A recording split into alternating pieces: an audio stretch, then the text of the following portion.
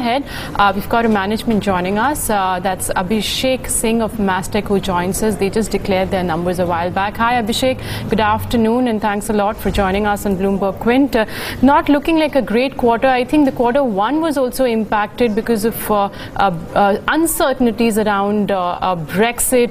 UK market is the one from where you derive 75% of your revenues. There's a sequential as well as a year-on-year basis, substantial declines seen when it comes to revenues from that market. Take us through what went wrong. Is it solely Brexit or something else as well?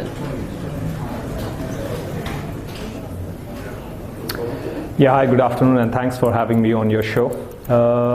I think the jury on this result has to consider certain factors. For us, the way we looked at it is it's a fairly good quarter, considering the environment that we are operating in. It's what started as a political decision and a political crisis has become a full-fledged economic and business challenge given the Brexit uncertainties. And amidst that turmoil, the reflection of that on currency and stuff, our ability to stabilize the ship and deliver a flat performance both in terms of quarter-on-quarter top line as well as bottom line, that took some effort. That said, some of the underlying aspects of how we are changing our cost structure or adjusting our business to address these challenges, I guess that's where the true win is. And what's causing a disproportionate impact on the business due to Brexit also presents an opportunity as this challenge stabilizes over the next 3, 6 or 9 months and gives us a disproportionate opportunity to bounce back. Since the first half of this year has not been great for a company like yours, do you expect any sort of meaningful reversal to come by in the second half, or the growth pattern will be the same that we've seen? So we would go by the lead indicators that are out there. If you see the way the order backlog continues to grow, and a lot of that composition still comes from our existing customer, which continues to repose faith in us, in our delivery quality. The order backlog followed by the pipeline continues to be strong as well. And the way we have adjusted our cost structure, I think we are more nimble and more agile to deliver to the customer requirements. Now, the business is not just about a couple of quarter performance, but it is about the long-term strategy. And at this point, the way we see it, we are fairly confident as management team, having continued to make investments both in the leadership as well as the digital skills that are needed to deliver the business. Let's talk about margin performances as well, which has seen a drag. So would you say that the margin performance will also normalize? I mean, if you're saying don't track it on a quarterly basis, and at 9.5% EBIT margin compared to about 11% in quarter one of FY20, do you see that normalizing, or this probably, keeping in mind that there are going to be a few more quarters of weakness, will probably settle around this marker for some time?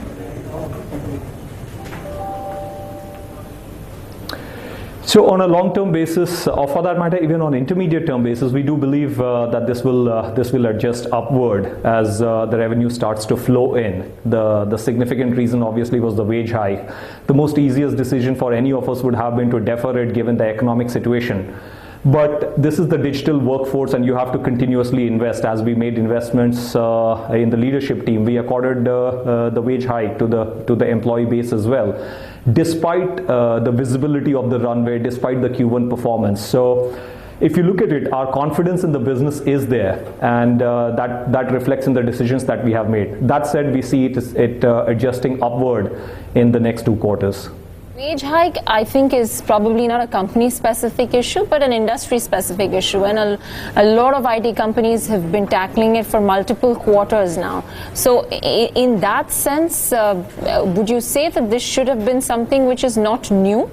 And to attribute, the slip in margins only on the basis of wage hike may be slightly inaccurate?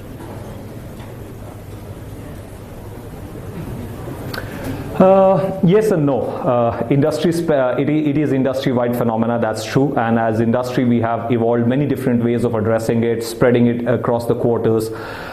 Certain grades and below get it in certain quarter. Senior management and above gets it in different quarter. I mean, we have done one of it. All of us have done one of it for sure. But that said, the perspective I'm putting across is our ability to invest in and bringing a chief business officer early in April, followed by chief revenue officer for UK business, and in between the head of Americas. If you look at it over the last 6 months, where you see the business performance being pretty flattish, we have accorded ourselves the SG&A investment, which is significant for the size of the company that we are.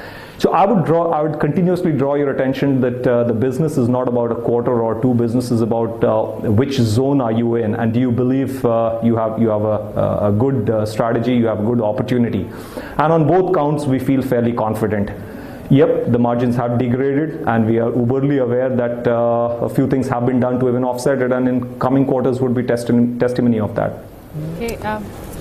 I just have one question, and that is typically the visibility that almost any company has about what the next 3 or 4 quarters could throw up. Do you have that visibility, or is it difficult to predict 4 quarters out? You look at your 12-month order backlog, it continues to move in the positive zone. It has grown 3.5-4% in constant currency terms over quarter on quarter, and last quarter as well it grew.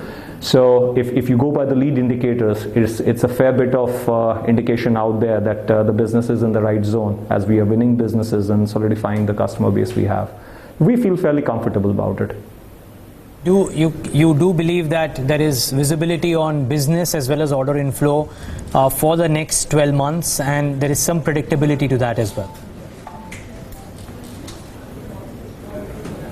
That's right. Okay. Just a last question from my end, Abhishek. In terms of North America operations, we've seen some bit of uptake. You've added 11 clients in this quarter. If you could tell us, since there is so much uncertainty in the UK market from where you derive majority of your business, will there be a conscious effort going ahead to increase revenues from the North American market then?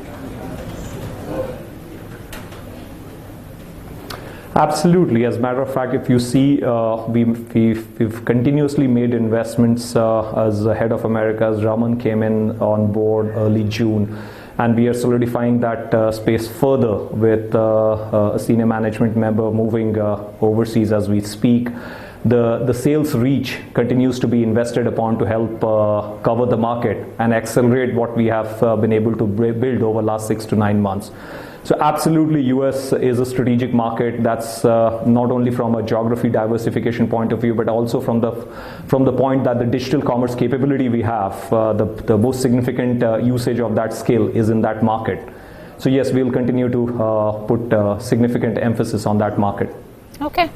We leave it at that, Abhishek. Thank you very much for joining us, and best of luck for the upcoming quarters. And as we speak, I think TVS Motors reports its second quarter numbers.